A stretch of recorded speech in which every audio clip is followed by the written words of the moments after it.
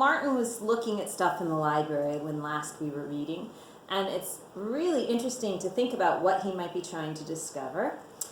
Meanwhile, Hidden Talents, how do you feel Martin's discoveries are going? So in this chapter, pay attention to what Martin is doing. It's kind of interesting where he's going with all his ideas. You can always use some notice and note strategies if you remember what those are. And here we go. Milking the Moment is the name of this chapter. I was in the library so long I missed lunch.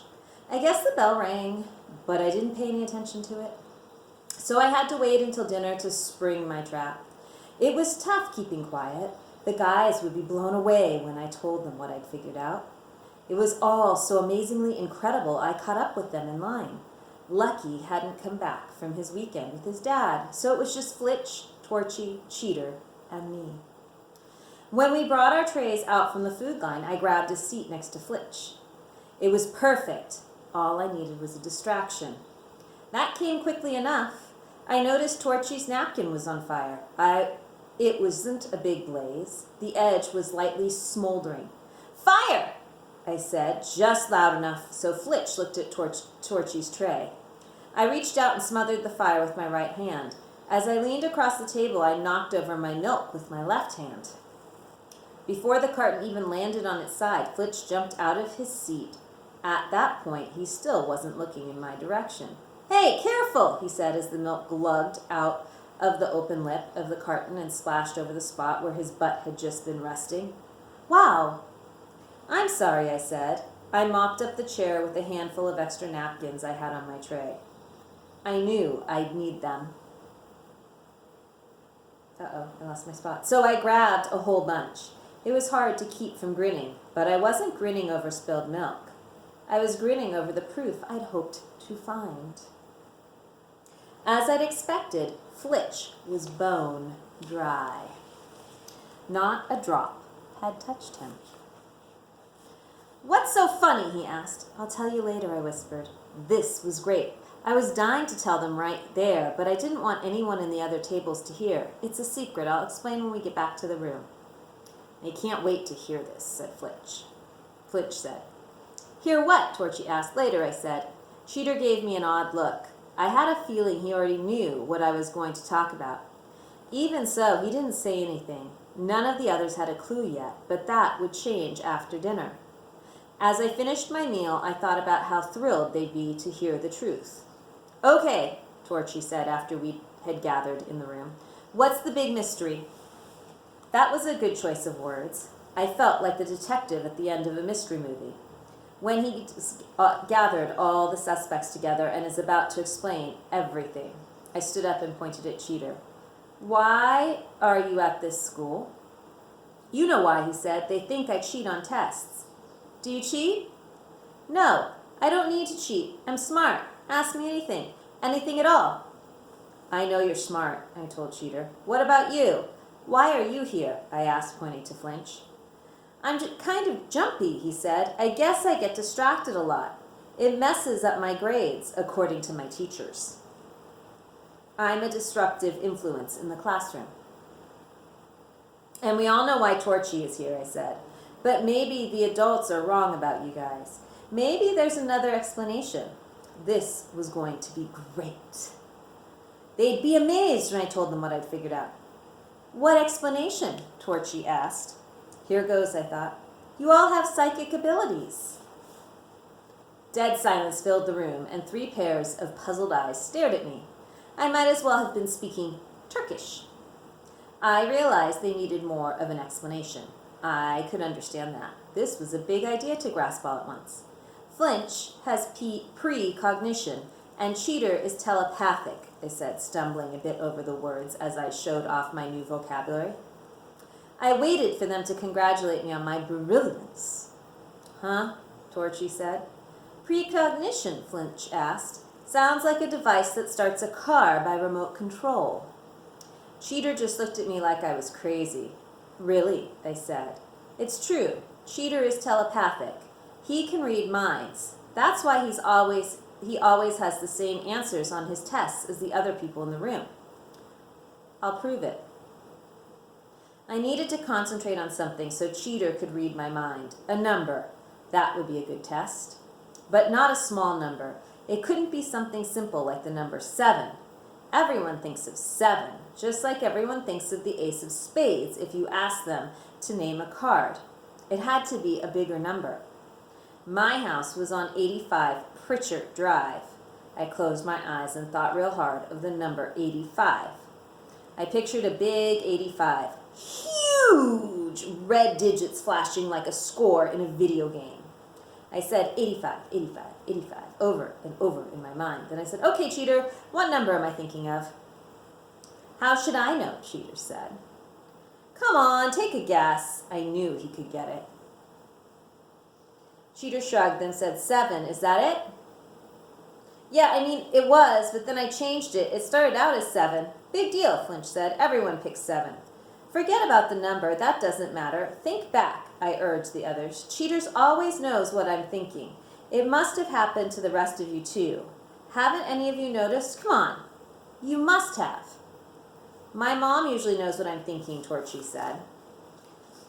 I'm thinking you blew a brain gasket, Flinch said. I could tell they were ready to walk away. This was not how it was supposed to go. They should have been thrilled. They should have been thanking me. Maybe Cheater wouldn't cooperate, but I wasn't ready to give up. Flinch, I said, pointing at him, I know this sounds really wild, but you're precognitive. That means you know things are going to happen before they happen. Like with the milk. You jumped before I spilled it. You did that on purpose? Flinch asked, his face shifting from surprise to anger. Hey, that's really rotten. I could have gotten all wet. But you didn't. That's my point. Why do you think you're so jumpy? It's because you see stuff coming before it happens. You knew the milk was going to spill. Somehow you saw it before it happened, or felt it, or just knew it was coming. The rest of us, we go through life getting bumps and having small accidents.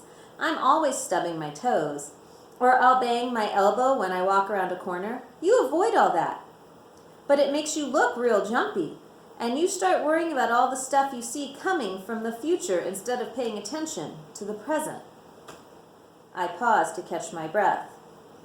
I felt like I was giving a speech, but I couldn't help myself. There was so much to tell them. You get in trouble for interrupting, too. You think the teacher's done talking, but that's because you're seeing ahead, or hearing ahead. Don't you get it? It makes perfect sense. Flint shook his head. I just can't believe you spilled that milk on purpose. It doesn't make sense at all, Cheater said, and Flinch is right. It wasn't nice of you to spill milk on him. I ignored Cheater and revealed my final piece of evidence. Think about Torchy, I said. Have you ever seen him actually light a fire? Even once? I haven't, and I live in the same room with him. They're always blaming him, but nobody's ever caught him. He'd have to be the sneakiest kid ever born to get away with that. Torchy isn't sneaky. He's telepyric. That means he can start fires with his mind.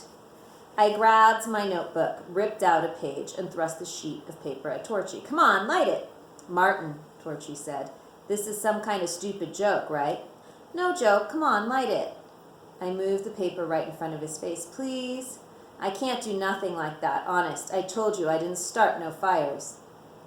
You didn't know you started them, I said, but you caused the fires, not with a lighter, but with your mind. Come on, try it. If you're my friend, you'll at least give it a shot. Despite his protest, Torchy tried. He stared at the paper. His brows got all wrinkled. His eyes narrowed to slits. He concentrated so hard that he grunted. Nothing happened. Are you sure you're trying? I asked. Yeah, I'm trying. It's not working. Face it, Martin, you're crazy. How's that for a simple explanation? Edgeview has gotten to you. Yeah, Edgeview has pushed you over the edge, Flinch said. How's the view from there? I'm not crazy, I told them. It all makes sense, perfect sense. Think about it. It's getting late, Cheater said. It's almost 85. What did you say? I spun towards him. A tingle of excitement ran through my scalp as his words sunk in. 85. From the Franklin Conscious Encyclopedia, 1963 edition. Telepathy also known as mind reading, is the theoretical ability to sense the thoughts of others. Though many claims of telepathic abilities have been made over the centuries, no scientific evidence has been found. See also parapsychology, extrasensory perception. Believe me, alone. Well, that's a weird opening chapter title. Cheater pointed to his watch. I said it's nearly 8:35. No, you said 85. That was the number I was thinking of. Really, look, I can prove everything. We can set up some tests, okay? I'd read about all kinds of tests for psychic abilities. Some of the tests use these cards with different patterns on them. I figured I could do the same thing with a regular deck.